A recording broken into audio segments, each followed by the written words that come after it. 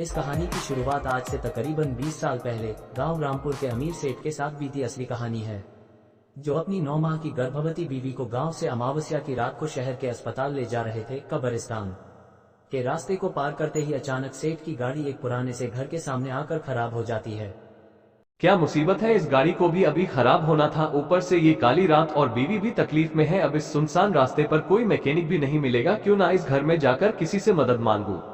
अम्मा, मैं यहीं पास के गांव रामपुर से शहर के अस्पताल अपनी गर्भवती बीवी को लेकर जा रहा था। अचानक मेरी कार यहां से गुजरते हुए खराब हो गई। इतनी रात को कोई मैकेनिक भी नहीं मिलेगा। अम्मा, क्या आप मेरी कुछ मदद कर सकते हो? मेरी बीवी को आखिरी महीना चल रहा है और काफी पीड़ा में है। मेरी बीवी से अब ये पीड़ा सहन के बाहर है।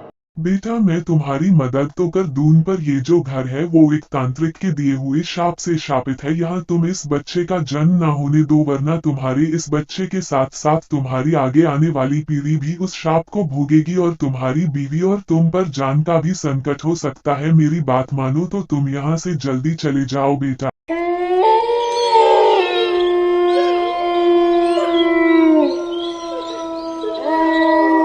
बेटा, तुमने मेरी बात ना मानकर बहुत बड़ी गलती कर दी। मैंने तुम्हें बोला भी था, फिर भी तुमने उस शाप को आमंत्रण दे दिया जिसका मुझे डर था। तुम्हारे घर बच्चे ने नहीं, एक शैतान ने जन्म लिया है। चलकर देखो मेरे साथ, उस शैतान ने तुम्हारी बीवी को जन्म लेते ही मार दिया।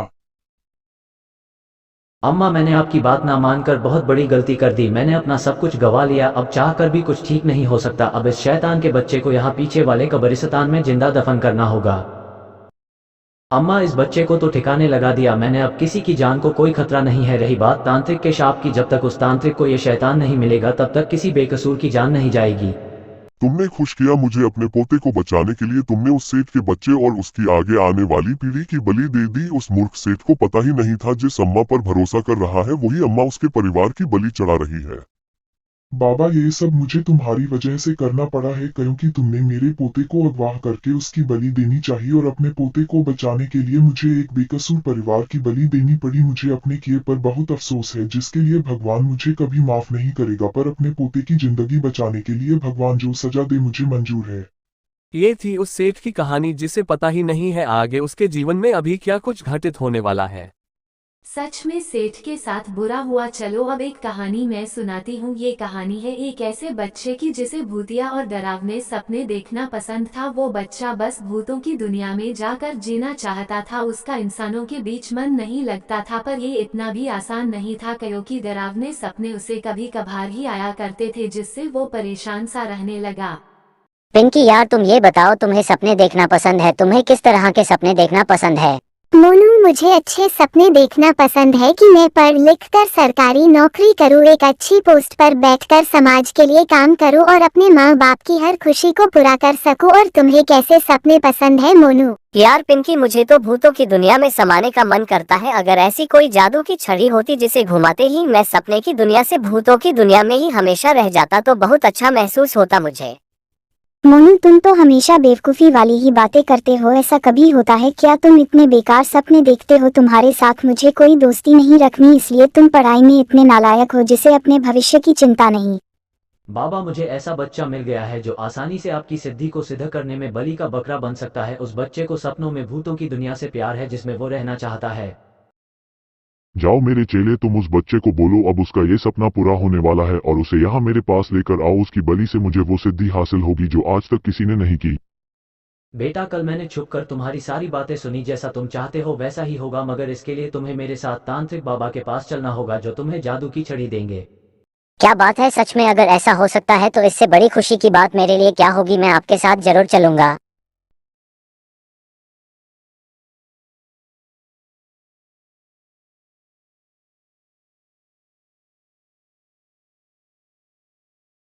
बाबा, लो मैं ले आया इस बच्चे की जिसके बारे में मैंने आपसे बात करी थी। ये वही बच्चा है जिसे सपने की दुनिया से भूतों की दुनिया में जाना है। इसे वो जादू की छड़ी चाहिए।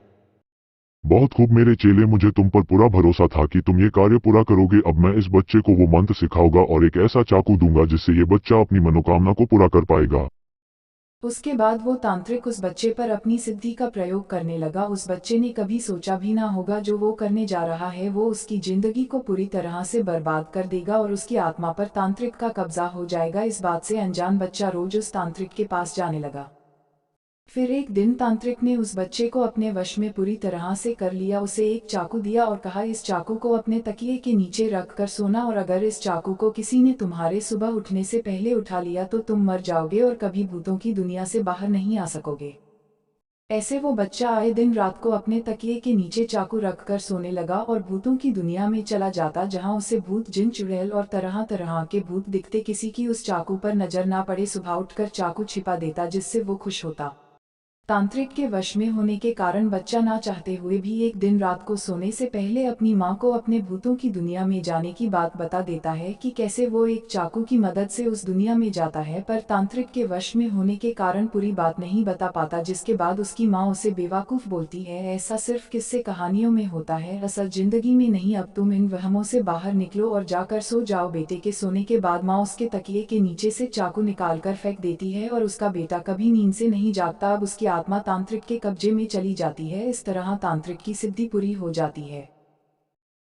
वाह, क्या कहानी थी। अब तो ऐसे भूतिया सपने आने से भी उस बच्चे की कहानी डर का माहौल बना देगी। चलो अब मैं भी तुम्हें एक बच्चे की कहानी सुनाता हूँ। एक बच्चा था जिसे कहानी लिखने का शौक था। वो जागते सोते घूमते फिरते बैठते उठते बस कहानी लिखने का सोचता। उसका ये शौक पागलपन में कब बदला उसे भी पता नहीं चला। वो अपनी खूनी कहानियों को हकीकत में बदलना चाहता था कि वो अपनी कहानी के अनुसार लोगों का कत्ल करे और कभी पुलिस के हाथ ना आए। किस्मत से एक दिन पहाड़ी के रास्ते से अपने घर जाते हुए उसे एक किताब जमीन पर पड़ी दिखती है। वो उस किताब को उठाकर देखता है तो वो किताब काला जादू सीखने की होती है। जिस किताब में उस बच्चे के सभी सवालों के जवाब कैद थे, वो उसे पढ़कर सारे अमल सीखता है।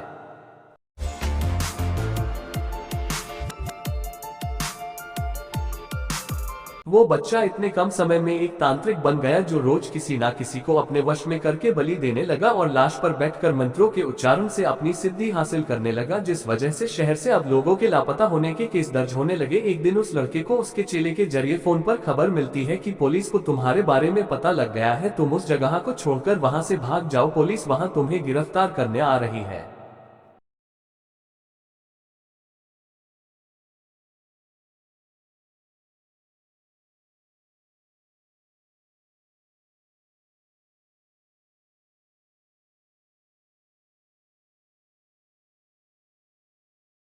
खबर सुनते ही लड़का हाथों में चाकू पकड़कर कुछ मंत्रों का उच्चारण करता है और अपने शरीर को त्याग देता है ताकि उसे पुलिस पकड़ ना सके। उस लड़के की आत्मा शरीर से निकलकर पुलिस वाले को देखकर खुश होती है कि अब उसे कोई पकड़ नहीं सकता, वो जब चाहे किसी के भी शरीर में दाखिल हो सकता है। तुम्हारी इस कहानी में दम था, पर वो बच्चा आज भी कहाँ है मुझे पता है। क्यों ना हम सब उसी कब्रिस्तान में चले जहाँ से इस कहानी की शुरुआत हुई थी। ये बच्चे भी ना अभी तक घर नहीं आए। फार्म हाउस से रात के 2 बज गए, कोई परवाह ही नहीं है। इनको जाकर देखता हूँ।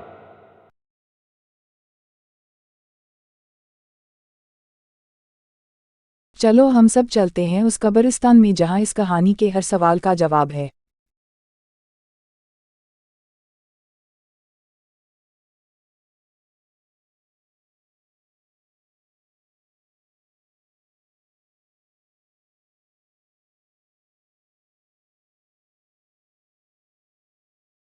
आखिर तुम आ ही गए। हाँ, मैं ही हूँ इस कहानी का मुख्य किरदार, वो तांत्रिक, और तुम हो उस सेठ की गलती के 5 शापित बच्चे। अब जाओ और जाकर अपने पिता को मार दो और उस कहानी का अंत करो।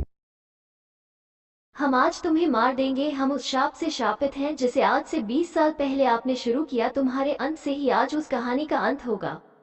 तांत्रिक के बचे हुए आखिरी कार्य को अंजाम दे रहे हैं।